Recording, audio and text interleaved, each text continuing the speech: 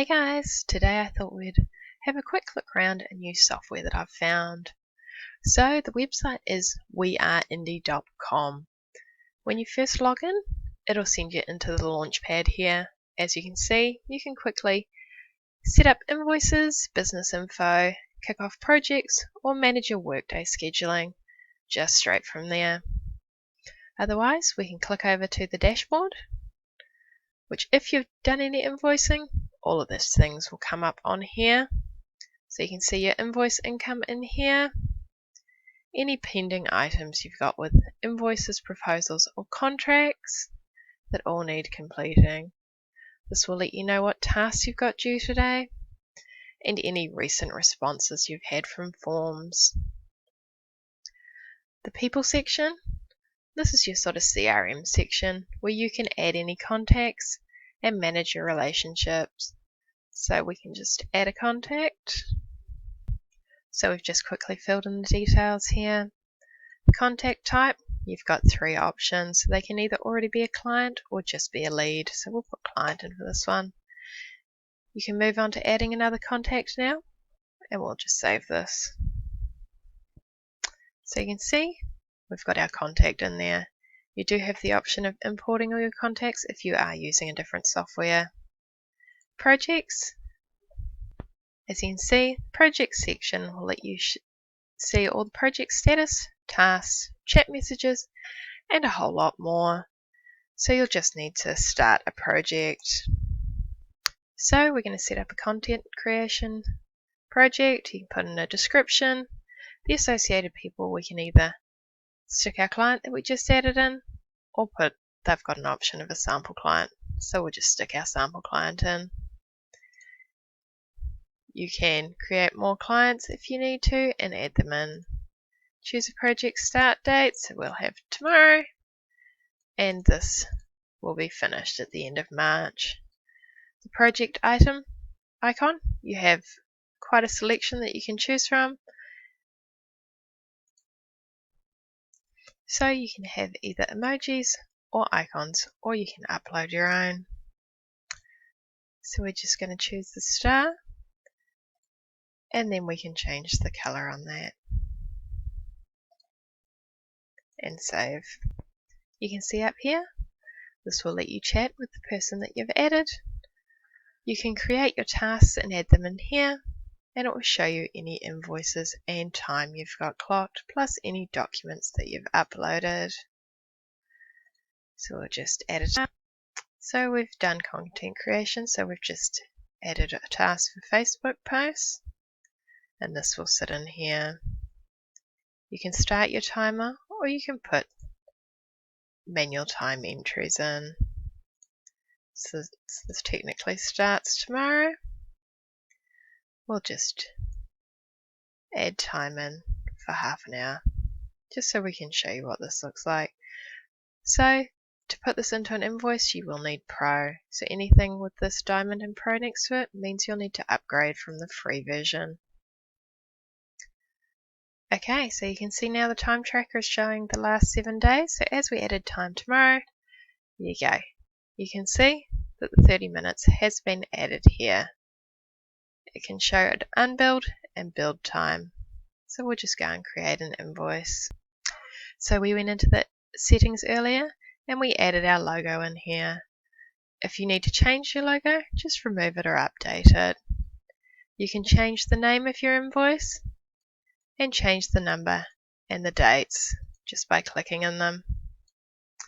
Choose your recipient, so we're going to be sample client, and you can see that because we don't have Pro, we can't add time tracks. If we try, it will tell you to upgrade. So we can just add in the date,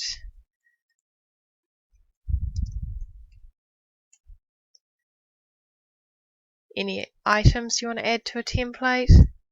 We'll need Pro to do this. You can add more of a description. We added a tax in earlier, so if we just click this, you can see that you just need a name and tax rate. So we'll just choose GST. So all these invoices are GST exclusive, and then it adds it on. If you need to remove anything, just click the bin there. Down the bottom here, you can see that we can change currency. So up here, we'll just change this to New Zealand dollars. And you can see that you can add in all of these different things. So you can connect your Stripe or your PayPal so that you can easily be paid online. You can request a deposit. This can be a flat amount or it can be a percentage. So we'll just add a deposit here. So as you can see, it's going to request a $2.30 deposit. You can enter additional information such as your bank fees, etc. Down here, you can see you've got the option of adding a late payment fee, which is easily done. You can see settings over here with samples, client added, and you can change currency and payment method over here too. If you need to add notes to these for any reason, for just you to see, as you can see here, just click in this box and add the notes. Up here, there's a style section. So all our writing is in black, and we can change our primary colours. So we'll make this a blue. As you can see, it changes the colours here and here. That's all. You can preview this. Once you're happy with your preview, just click close. If this has already been paid, as this is an accounting software and doesn't have bank feeds, we can just record a payment on here. If you click that, it will record the full bill as being paid. If you didn't want to mark the full bill as being paid, you can click on here and you can see you have more options. You can duplicate, share, resend, or mark as unpaid. To send this to the client, we just need to review and send over here. As you can see, it brings up the email and the sample message that you can find in the settings. And we'll just send our invoice. It'll then show that your sample client invoice has been sent and what do you want to do next. So we'll just go and view our invoice. So this puts our invoice here in the unpaid section. If we go over to the three dots over here, you have more options including mark deposit as paid. So we'll just mark that as paid now. And that switches this over. Once it's fully paid, you can just click the record payment and that will clear the rest of the invoice. So if we just go and look at calendar, you can easily add new events into this. As you can see, this has included our time that we've clocked against our project. Over to contracts, you can create and send these to your clients to sign. There are 4 contract types here. A project amount, which is for your clients. A non-disclosure agreement. A subcontractor agreement if you're hiring other freelancers, or you can create one from scratch. So we'll just look at the contractor project agreement. So as you can see here, it says I'm the consultant. You can choose your role and choose the client. This automatically fills in this template here that should meet all necessary requirements. Down the bottom here, you can see there's a section for you to sign and for your client to sign. This then brings you in here and you can change. Just click on the yellow section and then you can overtype what needs to be typed in. It automatically puts in the details from when you first set up Indy and puts the name of the client. Down below, you can type in a description of your services.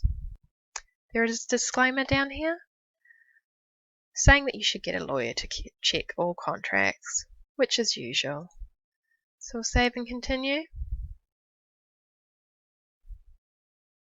And then there's the blogger agreement here, and it continues. So just make sure you go through and fill in all the sections that need to be filled in, or change them. So we need to add our location in here. If there's anything that needs adding, it will prompt you to add this. So we've just added a quick description of services. Usually this will be much longer, but we've just added it in so you can see that now. And then we'll move on. So you can see there are start times and end times.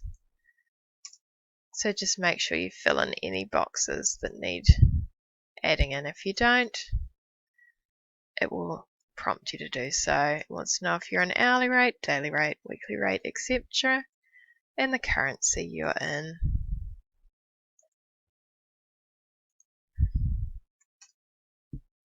So this is just an example. We're not actually sending this to anybody. You can put in if a deposit is required and how long they have to pay after receiving their invoice, and if there'll be any late fees. And we'll just continue. If you haven't put a percentage in, it'll prompt you to add that. And who will pay the expenses? We're going to add this to the client, and whether or not these will need to be pre-approved.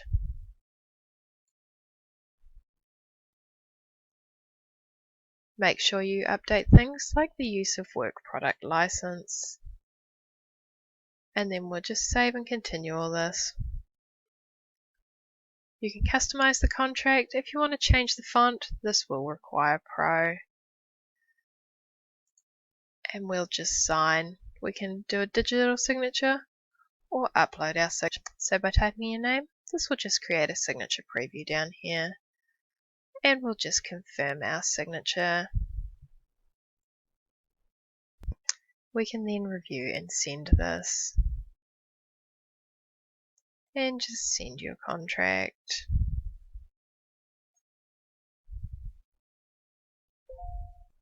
So files were part of projects, and so was invoicing. So we'll quickly move on to proposals. So creating a proposal for a client, you can either start from scratch or they have templates available. So we'll just roll down here and we'll put down a content writing proposal. It gives you a quick preview, and then you can choose use this template or back to the other templates.